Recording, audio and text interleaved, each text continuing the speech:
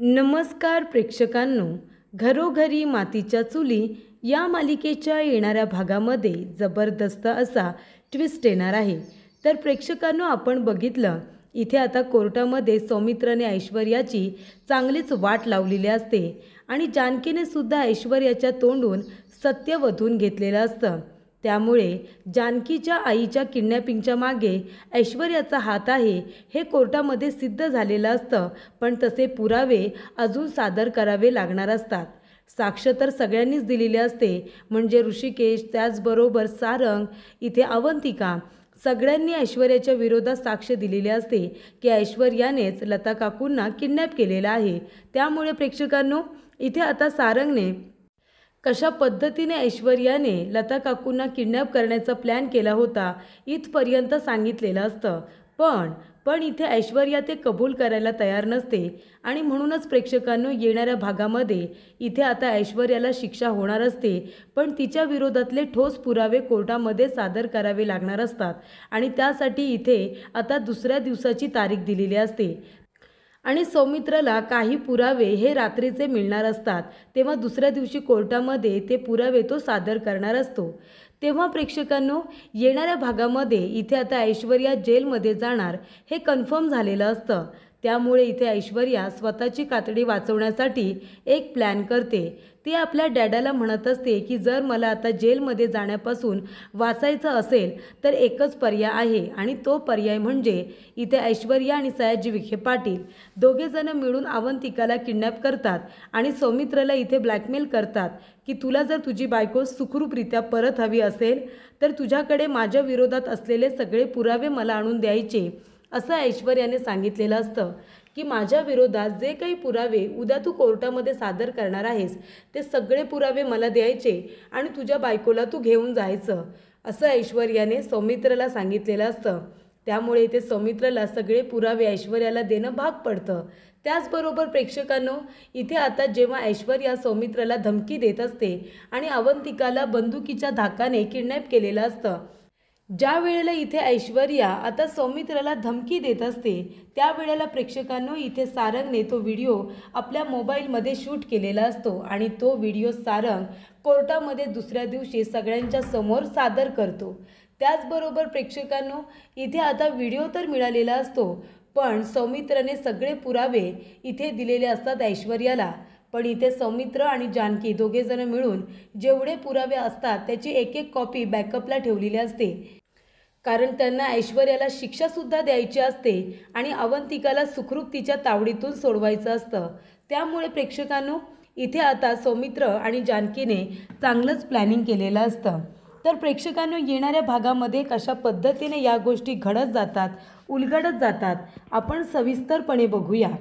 प्रेक्षकांनो, आपण बघितलं इथे आता ऐश्वर्याच्या विरोधामध्ये सौमित्राने खूपच जास्त खंबीरपणे आपलं मत व्यक्त केलेलं असतं। त्याने कोर्टाला सांगितलेलं असतं की इथे या केसचा संबंध संपूर्णपणे जर कुठल्या व्यक्तीशी असेल तर ती व्यक्ती म्हणजे ऐश्वर्या रणदिवे आहे। ऐश्वर्या रणदिवे आमच्या घरामध्ये कशासाठी आली? सारंगबरोबर तिने प्रेमाचं नाटक केलं, त्याच्याबरोबर लग्न केलं आणि ती आमच्या घरामध्ये घुसली फक्त आणि फक्त आमच्या रणदिवे कुटुंबाकडून बदला घेण्यासाठी। तिला माझ्याबरोबर लग्न करायचं होतं, पण मी अवंतिकाबरोबर लग्न केलं आणि तोच राग तिच्या मनामध्ये होता। त्यामुळे ती आमच्या घराला उद्ध्वस्त करण्यासाठी सारंगबरोबर लग्न करून आमच्या घरामध्ये आली आणि तेव्हापासून तिने रणदिवे कुटुंबाला एकमेकांच्या विरोधात उभं करत त्यांना तोडण्याचा प्रयत्न केला। आमचं रणदिवे कुटुंब म्हणजे आमची एकी, ही एकीच आमची शक्ती आहे हे तिला बरोबर माहिती होतं आणि म्हणूनच तिने आमची एकी तोडण्याचा प्रयत्न केला। प्रत्येक व्यक्तीला त्रास देत तिने आम्हाला उद्ध्वस्त करण्याचा प्रयत्न केला आणि त्याच्यामध्येच इथे आता जानकी वहिनीवरती तिचा स्पेशली खूप जास्त राग होता, कारण जानकी वहिनीने अवंतिका आणि माझ्या लग्नाला सपोर्ट केला आणि ही गोष्ट तिच्या मनाला पटली नाही आणि म्हणूनच तिने जानकी वहिनीचा संसार उद्ध्वस्त करण्यासाठी जेव्हा आम्ही सारंगच्या मृत्यूचं नाटक केलं तेव्हा ऐश्वर्याने पहिली अट ठेवली, ती म्हणजे की इथे जर तुला तुझी आई परत हवी असेल तर माझं लग्न ऋषिकेश बरोबर लावून द्यायचं। ही अट आता जानकी वहिनीला मान्य करावी लागली, म्हणजे निदान तसं नाटक तरी करावं लागलं, कारण लता काकू ऐश्वर्याच्या ताब्यामध्ये होत्या आणि त्यांना जर सुखरूप सोडायचं असेल तर एकच मार्ग आहे की ऐश्वर्याचं लग्न ऋषिकेश दादाबरोबर लावून द्यायचं. इथपर्यंत ऐश्वर्याने प्लॅनिंग केलं होतं. पण जेव्हा इथे लता काकू जिवंतच नाही आहेत किंवा त्या ऐश्वर्याकडे नाही आहेत ही गोष्ट आम्हाला कळली, तेव्हा आम्ही तिला एक्सपोज केलं आणि सारंगला आम्ही परत घरी घेऊन आलो. तेव्हा प्रेक्षकांनो, इथे आता सौमित्रने ऐश्वर्याची सगळी कहाणी कोर्टामध्ये सांगितलेली असते आणि इथे ऋषिकेश येतो, सारंग येतो, सौमित्र स्वतः आणि अवंतिका सगळेजण ऐश्वर्याच्या विरोधामध्ये साक्ष देतात की ऐश्वर्याने स्वतःच्या तोंडून हे कबूल केलेलं आहे की तिने लता काकूंना किडनॅप केलेलं आहे आणि त्या तिच्याच ताब्यामध्ये आहेत हे सुद्धा आम्हाला माहिती आहे. ऐश्वर्याला जानकी वहिनी आणि तिच्या आईची भेट घडवून द्यायची नाही आहे, कारण जानकी वहिनीच्या आयुष्यामध्ये तिला कुठलाही आनंद येऊ द्यायचं नाही आहे हे तिने तिच्या स्वतःच्या तोंडून कबूल केलेलं आहे. तेव्हा मी कोर्टाला विनंती करतो की ऐश्वर्याची कसून चौकशी करण्यात यावी आणि ऐश्वर्यासारख्या गुन्हेगाराला कठोरातली कठोर शिक्षा द्यावी.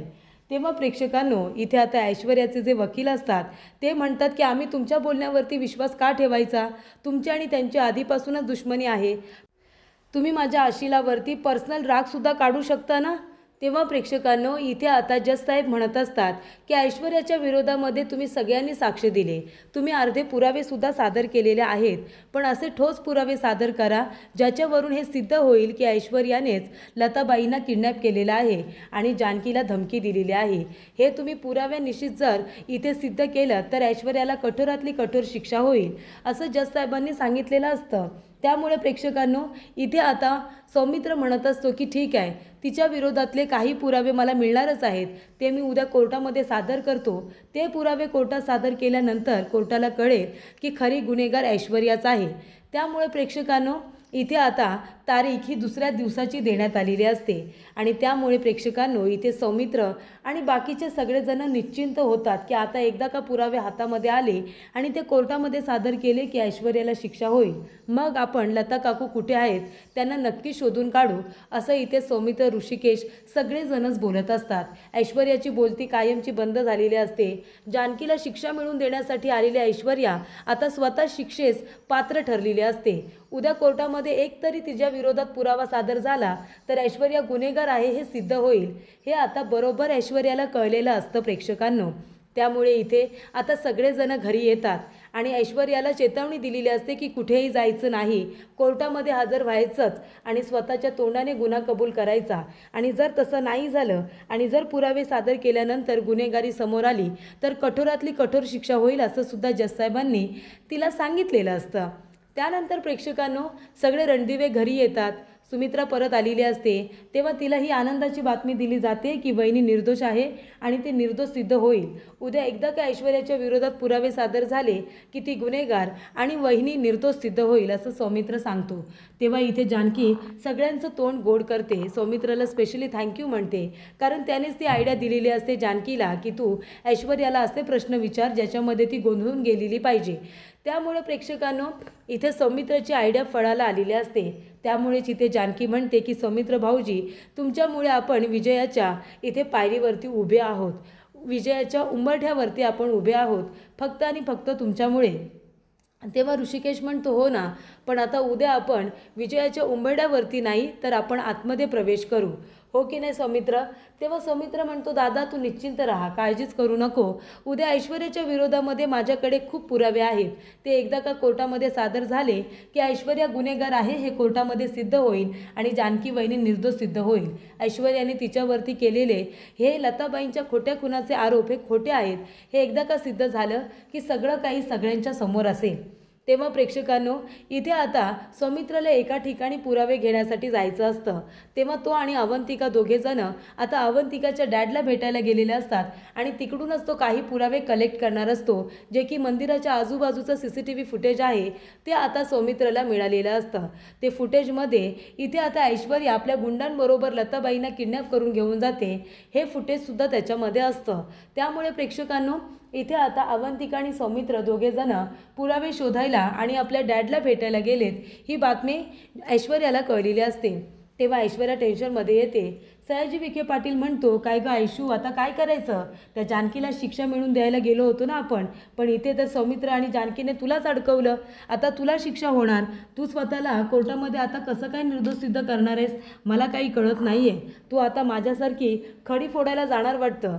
तेव्हा ऐश्वर्या म्हणत असते, नाही डॅड, मला जर जेलमध्ये जाण्यापासून आता वाचायचं असेल तर एकच पर्याय आहे. तेव्हा तिचा डॅड म्हणतो, कसला पर्याय? ऐश्वर्या म्हणते, चला सांगते. आणि ऐश्वर्याने सांगितलेलं असतं की आता अवंतिकाला आपण बंदुकीच्या नोकवरती धमकी द्यायची आणि त्याचबरोबर सौमित्रला सगळे पुरावे आपल्या ताब्यात द्यायला सांगायचे. तेव्हा इथे आता सौमित्र आणि अवंतिका दोघेजण पुरावे घेऊन आणि अवंतिकाच्या डॅडला भेटून निघालेले असतात घरी यायला. तेवढ्यातच त्यांच्या गाडीच्या बरोबर रस्त्याच्या मध्येच एक माणूस पडलेला असतो आणि तेव्हा इथे सौमित्र म्हणतो, अरे कोण माणूस आहे हा? चक्कर वगैरे आली असेल का, की त्याचा ॲक्सिडेंट झाला आहे? बघायला हवं. म्हणून तो गाडीतून खाली उतरतो. तेवढ्यातच प्रेक्षकांनो तिथे अवंतिका ही आता गाडीतून खाली उतरणार, ऐश्वर्या तिला पकडते आणि सयाजी विखे पाटील तिच्या डोक्याला बंदूक लावतो. तेव्हा सौमित्र म्हणतो, हे सगळं काय आहे? काय चाललंय तुमचा मूर्खपणा? ऐश्वर्या, हे काय चाललंय? आता नवीन कुठले डाव खेळतेस तू? तेव्हा ऐश्वर्या म्हणते, खेळायची सवय काय फक्त तुम्हाला आहे, मला नाही का? मला सुद्धा डावपेच चांगलेच खेळता येतात. आता हे सौमित्र, तू वकील आहेस ना, तुझ्याकडे माझ्या विरोधात खूप पुरावे असतील. तुला जर आता तुझी बायको परत हवी असेल ना, तर जेवढे माझ्या विरोधातले पुरावे तुझ्याकडे आहेत ते सगळेच्या सगळे मला द्यायचे. दे, जेवढे पुरावे आहेत ना तेवढे सगळे मला दे. तेव्हा सौमित्र म्हणतो, पण पुरावे माझ्याकडे आता नाहीच आहेत, सगळे पुरावे घरी आहेत. मी इथे अवंतिकाच्या डॅडला भेटायला आलो होतो. तेव्हा ऐश्वर्या म्हणते, हो का? मग एक काम कर, घरी जा आणि सगळे पुरावे घेऊन ये. अवंतिका इथेच आमच्याबरोबर राहील. तेव्हा सौमित्र म्हणतो, माझा विश्वास नाही आहे तुमच्यावरती, तुम्ही तिला काही केलं तर?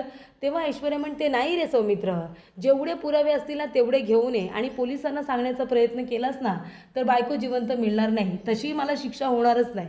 तुझ्या बायकोचा खून करेन, तिला गोळी मारेन आणि जाऊन जेलमध्ये बसेन. एक तरी माझा बदला पूर्ण होईल ना तुझ्या बायकोला मारल्याचा, ते तरी समाधान मिळेल मला. त्याच्यामुळे आता तुझी बायको तुला जिवंत हवी असेल तर जा आणि सगळे पुरावे घेऊन ये मला द्यायला. आणि पोलिसांना किंवा त्या जानकीला वगैरे जर काही सांगितलंस ना, माझ्यापेक्षा वाईट कुणीच नसेल, मी आत्ताच सांगते तुला.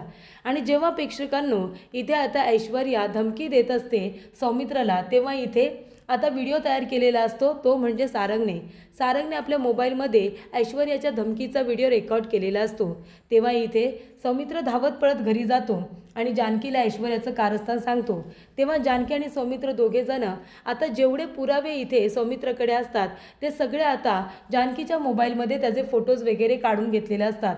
संपूर्ण पुराव्यांचा बॅकअप आता जानकीकडे ठेवलेला असतो. जे फुटेज त्याला मिळालेलं असतं ते फुटेजसुद्धा तो दुसऱ्या पेनड्राईव्हमध्ये काढून देतो आणि म्हणतो की हे उद्या आपल्याला कोर्टामध्ये सादर करायचं आहे सगळंच, पण आता मला हे सगळे पुरावे ऐश्वर्याला द्यायचे आहेत.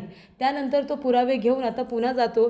ऐश्वर्याला म्हणतो की हे बघ, मी कुणाला काही सांगितलेलं नाही आहे आणि मी लगेच पुरावेसुद्धा घेऊन आलो आहे. तेव्हा तू एक काम कर, हे सगळे पुरावे ठेव आणि अवीला सोड. अवीला काही नाही झालं पाहिजे, नाहीतर तुला अडकवण्यासाठी मी तुझ्या विरोधात सुद्धा गुन्हा दाखल करेन, मी आत्ताच तुला सांगतोय.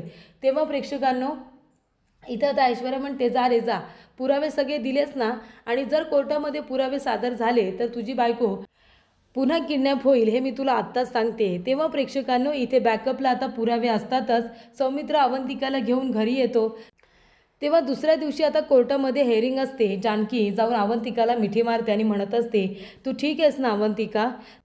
तेव्हा अवंतिका म्हणते, हो वहिनी मी ठीक आहे, पण ते ऐश्वर्या बघा ना किती धीट आहे, तिने मलासुद्धा बंदुकीच्या धाक्याने किडनॅप करण्याचा प्रयत्न केला आणि इथे स्वामीकडून सगळे पुरावे काढून घेतले. त्यानंतर प्रेक्षकांनो कोर्टामध्ये दुसऱ्या दिवशी सगळेजण हजर होतात. इथे सगळेजण टेन्शनमध्ये आहेत असं आता नाटक करत असतात. आणि त्यानंतर प्रेक्षकांनो जेव्हा कोर्टामध्ये आता हेअरिंगला सुरुवात होते तेव्हा सगळ्यात आधी तर सौमित्र म्हणत असतो की जज साहेब, मला तुम्हाला एक व्हिडिओ दाखवायचा आहे. ती व्हिडिओ क्लिप तुम्ही बघितलीत ना की खरा गुन्हेगार कोण आहे तो तुमच्या समोर येईल. तेव्हा इथे आता सारंगने ऐश्वर्याच्या धमकीचा जो व्हिडिओ रेकॉर्ड केलेला असतो तो आता इथे जज साहेबांना दाखवला जातो. तो व्हिडिओ आता जज साहेब बघतात, त्यांच्या पायाखालची जमीनच सरकते. ऐश्वर्याने आता सौमित्राला धमकी दिलेली असते की जर तुला तुझी बायको परत हवी असेल तर सगळे पुरावे माझ्या विरोधातले मला दे. आणि इथे सयाजी विखे पाटील यांनी ऐश्वर्याच्या डोक्याला पिस्तूल लावलेले असते.